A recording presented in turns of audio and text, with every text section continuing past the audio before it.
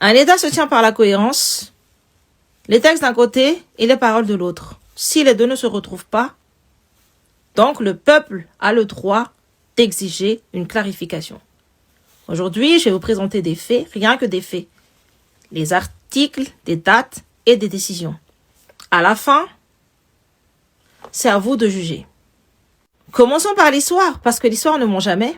En février 1975, le colonel Ratsimandrav a été assassiné après son accession au pouvoir. L'armée décide donc de mettre en place un directoire militaire présidé par le général Gilles Andjia Mahazo. À l'époque, les règles étaient claires.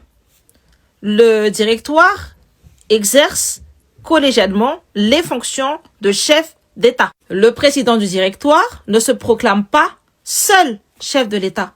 La collégialité est assumée publiquement.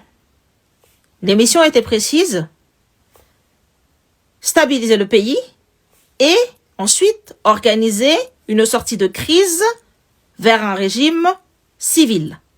Donc, le directoire militaire de 1975 était cohérent, transparent, avec des missions bien définies. Souvenez-vous bien de ça, parce que je vais y revenir plus tard. Avançons à octobre 2025, après la lutte populaire qui a causé la chute de Andrazwil. La constitution de la 4e République est très claire. L'article 52 dit que la vacance de la présidence est constatée par la Haute Cour constitutionnelle. Et l'article 53,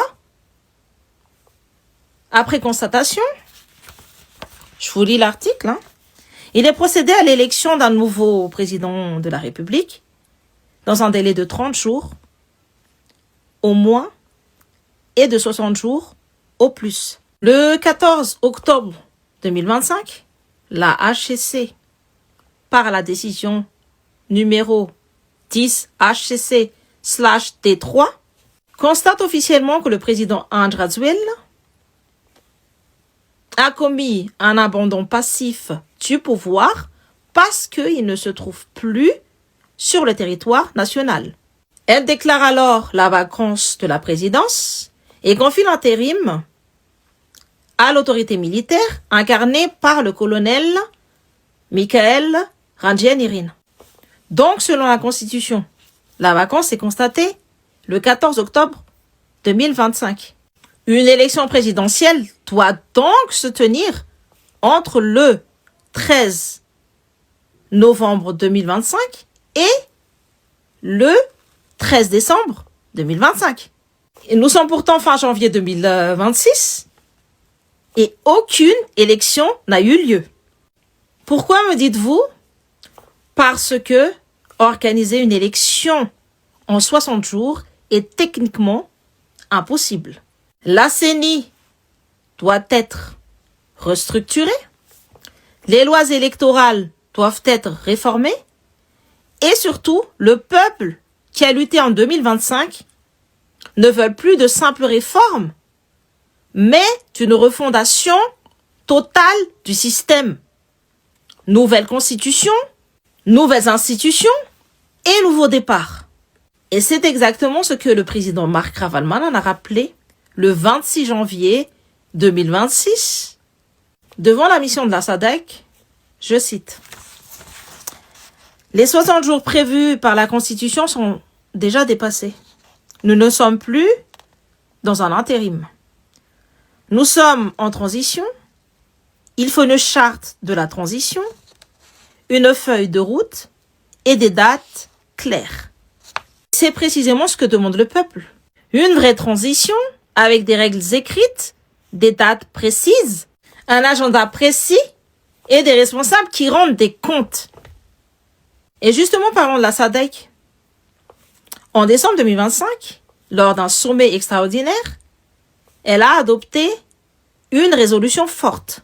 Le gouvernement malagasy devra présenter au plus tard, le 28 février 2026, une feuille de route nationale détaillant les étapes concrètes vers un retour à l'ordre constitutionnel.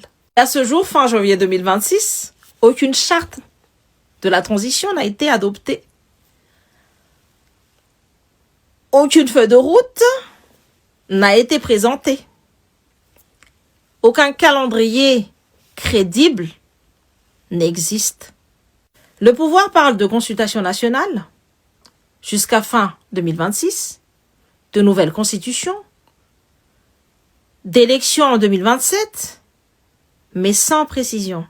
Tout cela dans le flou total, sans agenda détaillé, sans documents officiels, sans mécanisme de contrôle. Bref, nous sommes dans une transition de fait, sans feuille de route. Pendant ce vide institutionnel, une autre décision a été prise. Le 18 novembre 2025, la HCC rend la décision numéro 16-HCC/T3 sur l'organisation de la présidence de la refondation. Et elle dit ceci. L'autorité militaire est une structure ayant pour mission de diriger le pays pendant une période limitée, composée de 5 officiers supérieurs, dont le colonel Michael en est le président, et les 4 autres ayant titre de haut conseiller.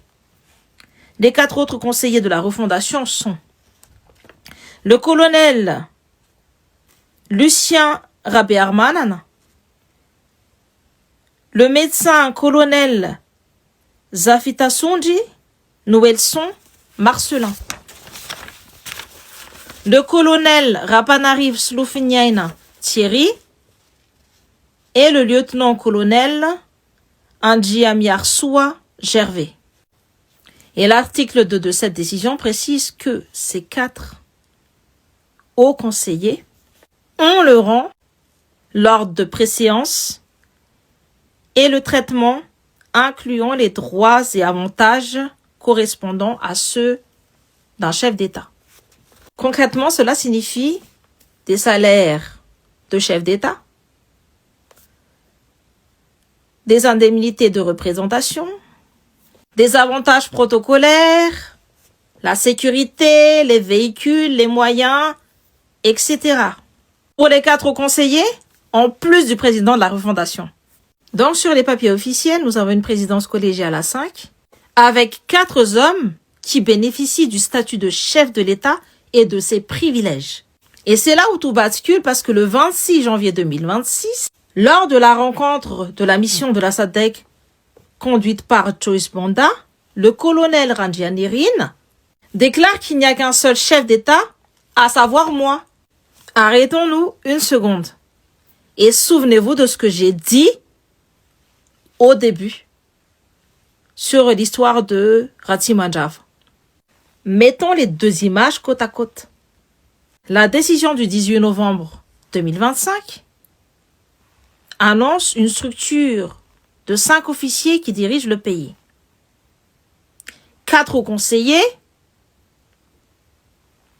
avec rang et avantages ainsi que privilèges de chef d'État. Le 26 janvier 2026, le colonel Michael Randrianirine a eu le culot d'affirmer devant la SADC « Il n'y a qu'un seul chef d'État et c'est moi !» Donc, pour l'intérieur, pour les textes, pour les salaires, pour les protocoles, ils sont 5. Pour l'extérieur, pour la SADC, pour la reconnaissance internationale, il est seul. C'est ce que l'on appelle un pouvoir à géométrie variable, collégial pour les privilèges et personnel pour la légitimité. Et pour que vous compreniez bien où sont les vraies priorités du régime, regardez ce qui s'est passé en janvier. Le 15 janvier 2026, une braderie exceptionnelle est décidée par l'armée. Et le 16 janvier, qu'est-ce que l'on apprend? On apprend que 2 des hauts conseillers, Lucien Rabé-Armanan et Zafita Sonji Noëlson Marcelin, sont promus au rang de général de brigade à titre exceptionnel. Parce qu'ils ont déjà dépassé l'âge. Résumons, ils étaient déjà hauts conseillers de la refondation, avec rang, préséance et avantage de chef d'État, par la décision du 18 novembre 2025, si vous vous souvenez bien. Et maintenant, ils deviennent en plus généreux dans un contexte où Le délai de l'article 53 de la Constitution a été dépassé. Aucune charte de transition n'est adoptée. Aucun calendrier électoral n'est présenté. Et la SADC, pourtant, attend une feuille de route pour le 28 février. Pendant que le peuple réclame des règles claires, un agenda précis et une refondation véritable, le sommet s'offre statut de chef d'État et galon de général. Maintenant, je vais vous laisser la conclusion vous-même. Regardez ces 4 faits, rien que ces faits. Premier fait, l'article 53 impose une élection dans les délais de 60 jours à compter du 14 octobre 2025. Ce délai est dépassé. Marc Ravalman en a dit le 27 janvier 2026. Nous sommes dans une transition de fait, sans charte, sans feuille de route. Deuxième fait, la SADC exige une feuille de route avant le 28 février 2026. Rien n'a été présenté publiquement. Troisième fait, la décision de la HCC du 18 novembre 2025 crée une présidence à 5 dont 4 hauts conseillers qui bénéficient durant des avantages et des privilèges de chef d'État. Pourtant, le 26 janvier 2026, le colonel Randjianirin dit à la SADC, avec le culot qu'il avait, qu'il n'y a qu'un seul chef d'État, et c'est moi. Quatrième et dernier fait, des hauts conseillers déjà chefs d'État sont devenus des généraux de brigade. Pendant ce temps, le peuple attend la charte et une feuille de route. Ces faits sont vrais, alors vos conclusions sont forcément vraies. Je ne vais pas me prononcer sur la conclusion. Je vais vous laisser libre de choisir votre conclusion.